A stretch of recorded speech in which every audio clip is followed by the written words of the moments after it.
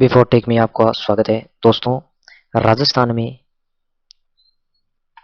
भर्ती परीक्षाओं को लेकर एक नया जो नोटिफिकेशन है, जो नई विज्ञप्ति है वो जारी हुई है। तो दोस्तों आज हम इस वीडियो में इस विज्ञप्ति के बारे में जानते हैं कि ये जो विज्ञप्ति है वो क्या है। तो देखिए यहाँ पे ये विज्ञप्ति है, अब भर्ती परीक्षा में प्रश्न का उत्तर नहीं देने पर भरना होगा 5वां विकल्प। 10% से अधिक प्रश्नों में किसी भी विकल्प का चयन नहीं करने पर माना जाएगा अयोग्य।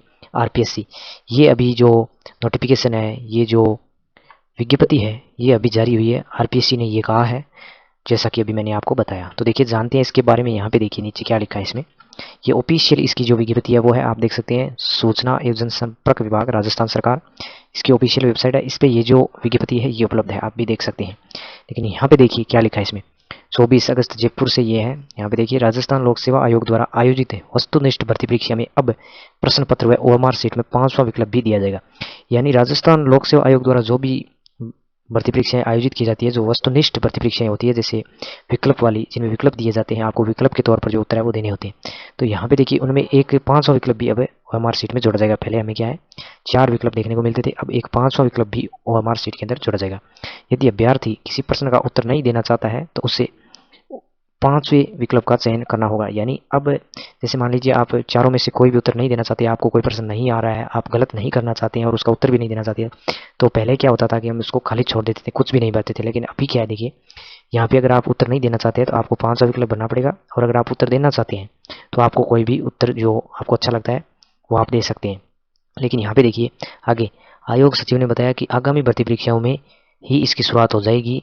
यानी अब जो भर्ती परीक्षाएं आरपीएससी आयोजित करेगा उनमें यही जो नियम है वो लागू होगा। उसके बाद देखिए इसमें प्रत्येक प्रश्न के 5 विकल्प दिए जाएंगे। यानी अब हर प्रश्न के अंदर आपको 5 विकल्प देखने को मिलेंगे। पहले 4 मिलते थे लेकिन अभी 5 मिलेंगे।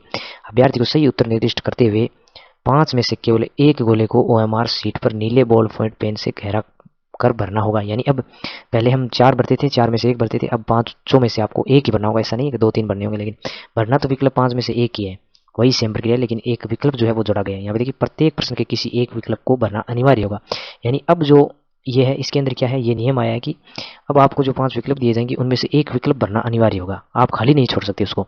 जैसे पहले 4 थे, उनमें से हम खाली भी छोड़ देते थे और अगर देना चाहते थे तो दे सकते थे, लेकिन खाली छोड़ देते थे अगर हम उत्तर उसका नहीं देना चाहते थे। लेकिन अब ऐसा नहीं होगा। अब आपको जो है 500 में से कोई न कोई विकल्प तो आपको भरना ही होगा।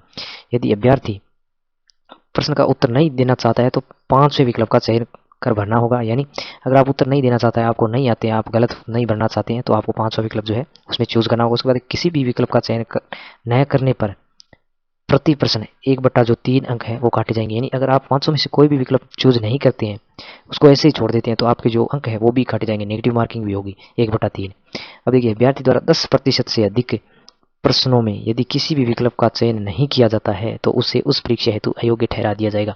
यानी अब ऐसा भी नियम है कि अगर आप 10% से अधिक जो प्रश्न है उसमें आप खाली जोड़ देते हैं, कोई भी विकल्प 500 में से नहीं भरते हैं, तो आप देखिए जो 10% है वहाँ तक तो आपके लिए है कि अगर आप 10% तक नहीं भरते हैं तो आपको छूट मिलेगी। लेकिन अगर आप 10% से ऊपर, यानी अगर आपके पास कोई क्वेश्चन, जो मान लीजिए क्वेश्चन पेपर है उसके अंदर आपके 100 क्वेश्चन दे रखे हैं, उसमें से आप 10 क्वेश्चन अगर ऐसे कर देते हैं जिनमें कोई भी विकल्प नहीं भरते हैं तो आपका चलेगा। लेकिन अगर उससे ऊपर 11 क्वेश्चन कर देते हैं, 12 कर देते हैं, जितने भी करते हैं, तो आपको जो है उस भर्ती के लिए अयोग्य ठहरा दिया जाएगा कि आप इसके लिए योग्य ही नहीं है।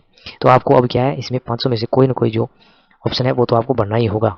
अब देखिए समस्त प्रश्नों में किसी एक विकल्प का चयन कर उसे भर दिया गया है, यह सुनिश्चित करने के लिए 5 मिनट का अतिरिक्त समय भी अभ्यर्थियों को दिया जाएगा। यानी इसमें 5 मिनट का आपको अतिरिक्त समय भी दिया जाएगा। आप चेक कर सकते हैं कि आपने जो प्रश्न किए उनमें आपने कोई जो विकल्प है वो भरा है या नहीं भरा है। इसे भी आप, इसके लिए भी आपको क्या है 5 मिनट का अतिरिक्त समय भी दिया जाएगा।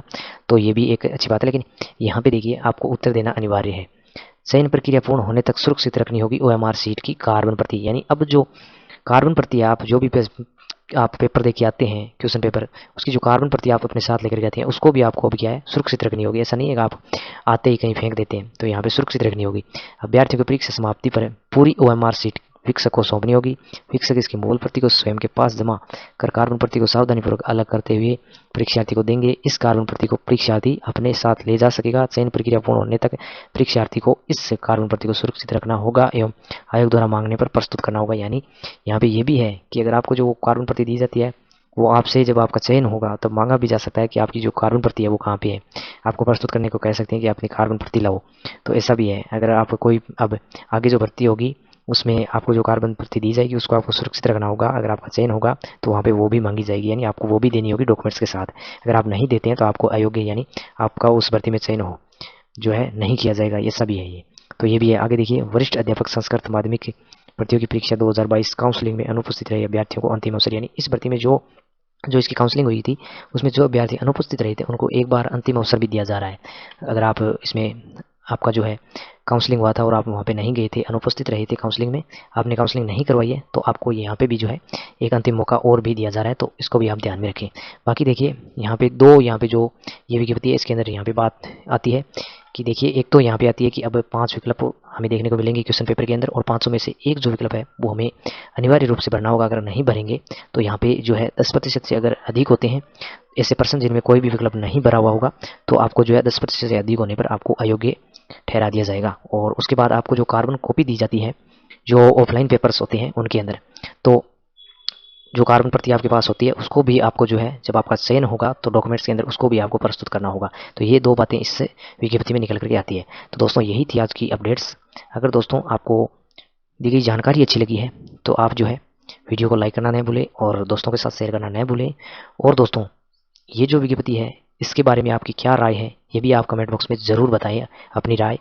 ये जो विज्ञप्ति है इसको लेकर के जो अपनी राय है आप ज़रूर बताएं कमेंट बॉक्स में, और कुछ पूछना चाहते हैं वो भी आप कमेंट बॉक्स में पूछ सकते हैं। और दोस्तों अगर आप हमारे चैनल पर नए हैं और आपने अभी तक हमारे चैनल को सब्सक्राइब नहीं किया तो चैनल को सब्सक्राइब कर लें, ताकि आने वाली इस प्रकार की जो भी अपडेट्स हैं उनका नोटिफिकेशन आपको मिलता रहे। वीडियो को देखने के लिए धन्यवाद। मिलते हैं नेक्स्ट वीडियो में।